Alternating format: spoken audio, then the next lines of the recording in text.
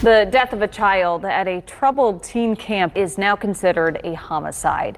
An autopsy report states that a 12-year-old boy who died less than 24 hours after arriving at the Lake Toxaway-based camp died. A former student at Red Rock Canyon School in St. George filed a $10 million lawsuit today.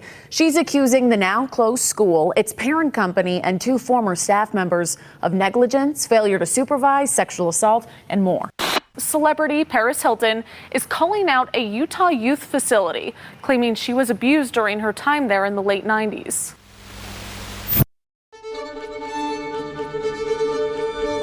If you were to compare and contrast the prison industrial complex to the TTI, they have more rights than we did.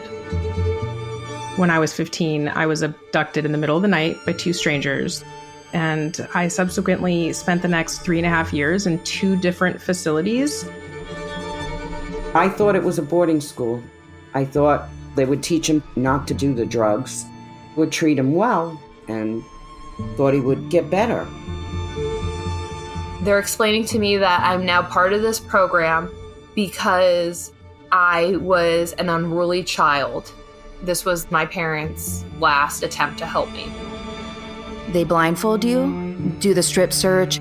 They make every effort to dehumanize you from the second that you're in their custody. The idea is we scream at you, we break you down, we totally control you, and that way we reprogram you. It was a privilege to do just about anything because the narratives, you don't deserve anything.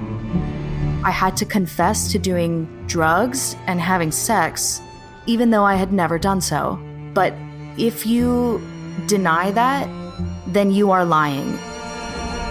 Staff members who were so wonderful when they came in ended up molding into these horrible people on a power trip.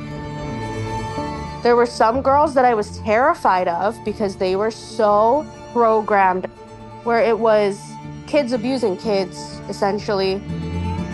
Of course, kids come home behaviorally compliant. If they were anything like me, they had nightmares every night of being sent back. You end up being at high risk for addiction, PTSD. There is an utterly terrifying rate of self-harm and suicide. $23 billion of public funds go toward this industry. My mom had to take out a loan to send me to this place. It was tens of thousands of dollars. I am here to tell the truth so that no other parent has to go through this and have their child taken from them so tragically. We don't need a troubled teen industry. What we need is a decent child mental health care system. Abusive and deliberately humiliating so-called therapy has no place in the world.